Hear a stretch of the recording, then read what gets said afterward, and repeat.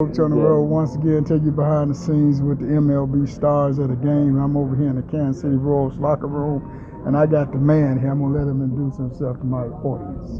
I'm Michael Massey from Palos Park, Illinois, second baseman with the Kansas City Royals. Palos Park? Mm-hmm. That's Chicago. Yeah, I grew up on the south side. Oh, yeah. Went to Brother Rice. What you know about the south side? Went to Brother Rice High School. My fiance went to Mother McCauley, so we've been in the area for our whole lives. Okay, was Johnny Nee over there when you was there? Johnny Nee was at St. Rita, yeah. Okay, Yeah, all right, got him mixed up there. Yeah. All right, yeah, I coached Johnny Nee. Yeah, really? Yeah. Yeah, John's a great dude. Okay. Great dude. Yeah, you part of that Catholic connection, huh? Yeah, I actually went to St. Rita my freshman year and then transferred over to Brother Rice. So I had 1 year with, I wasn't on varsity, I was on freshman there, but I knew, my brother went to St. Rita. Okay. For Coach Zunica and Coach Nee, so. Okay. Yeah. All right, so let's talk about this big league experience. What has this big league experience been like for you? It's been awesome. Obviously, to be able to go out and compete against the best 760 players in the world every night is it's a blessing. It's something that a lot of people from the South Side that have helped me throughout my career to get to this point and be able to achieve this. So just try not to take it for granted and go out and compete every night and put together some good ABs and some good games and win some ball games. And a lot of kids think you guys get drafted in the big leagues the next day. They always say you got to pay some dues to get there. Yeah, no, absolutely. It's a long road, obviously, from the minor leagues, and like you said, once you get drafted, you kind of take that moment where you feel like you've made it, and then you kind of get slapped in the face by going out to either Arizona or Florida and starting at the bottom and having to work your way up. So, definitely a long road, but one that's worth it. So what was draft day like for you?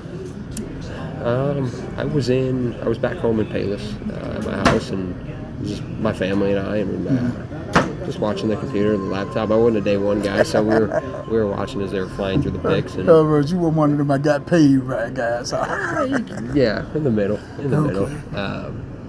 So just watching it, and got a text from my agent that he felt like we had a good opportunity with Kansas City, so we said yes, and a couple minutes later they flashed it on the screen, so it was a cool moment. Now, I used to coach college baseball. I scouted for 5 major league teams, and my first paying scouting job was with the Kansas City Royals. That's a good organization to be with. Okay, yeah. Art Stewart and Tony Lovato, you may not know them legends, names. Yeah. Okay. Legends. So, you get that call, you got drafted. Did you cry? No, my parents did. My family know was. Mama cried. Yeah, they were. I think for myself, I think it's kind of one of those things that when you're in it, you're just kind of focused on where you're trying to go and what you're trying to accomplish. And I think it's one of those things maybe when you move on and maybe you're done playing at some point, you kind of look back and you realize how special it was. But I feel like in the moment, you're like I said, you're trying to stay grounded, trying to compete. And that's one of the pieces of advice that I have for younger players is, when you're in the moment, you can't be starstruck. You can't have those wide eyes if you really want to go out there and compete and play well. So just trying to stay focused and disciplined in that way. So wait a minute. When you got that call of you going to the big leagues, walking in this locker room for the first time, saw your uniform hanging up, you didn't cry? No, I Come did. on, you I a little did. tear. No, I called my parents and let them know, and it was a cool phone call. But I think it's just one of those things where it's you just try to go out there and compete, right? You just try to give it your best shot, and like I said, it'll probably be something that I look back on, when I'm done playing. You cry, a little tear. Nothing. You gonna put it on my mama crying, right? My parents did. Yeah. My pops did cry. He like my boy on his way to the big leagues. He ain't crying. Nah, he was probably more emotional than my mom was. Pops, he tell it on you. He ain't supposed to tell on you, Pops. So, I always tell my guys that when you get to the big leagues, you got to eat, drink, sleep this game. Mm-hmm. Whatever you did before that, you throw it out the window because it all starts over. Yeah, no, it's tough, right? It's I think obviously it's a dream, and so I think sometimes when you phrase it as a dream, you think it's magical and you think it's going to be a certain way, and the reality is it's hard. It's daily grind. You're going to have nights where you don't sleep, and you're going to have weeks where you don't sleep because you're struggling or the team's struggling, and you're working hard to figure it out. So there's it's a double-edged sword, right? You get to enjoy a lot of the stuff that we do get to enjoy, and it's incredible how blessed we are. But at the same time, it's a lot of failure, a lot of tough nights, and just got to keep going. So we've got a choice, right? Last two questions. Yeah. First major league hit. In Toronto, my second career at bat off of Max Castillo. Hit a first pitch line drive single right. First home run. In Tampa Bay, I hit a foul ball or a home run that almost went foul. I kind of wrapped around the foul pole. It took me it was like 60 at bats in though, so it took me a minute. I was thinking about it for a while. You still got the balls? Yep, I got him at home. All right, last question.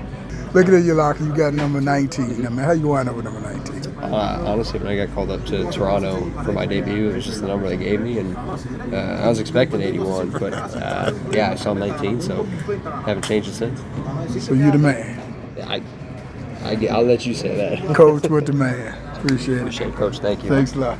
The main thing first, they have to have the opportunity. They have to have different outlets to be able to develop that player. You have a average player, they're raw talent. And so they need at least 2 or 3, maybe even 4 years of development to get to that next level, to get even part of their talent, with the other players. So we need leagues like this to be able to showcase the league, having players another opportunity, to showcase and develop that talent. But it takes time. Sounds like an exciting time. Again, it's needed. Definitely need some more developmental leagues to give ball players an opportunity just to progress and see where they're at. There's those diamonds in the rough. There's those players that are hidden gems. They haven't been discovered yet. That's it sounds like that's what the league is for, just to give them another opportunity, some more exposure, some more experience, advance and see how far they can go. Click on the subscribe button and become a subscriber.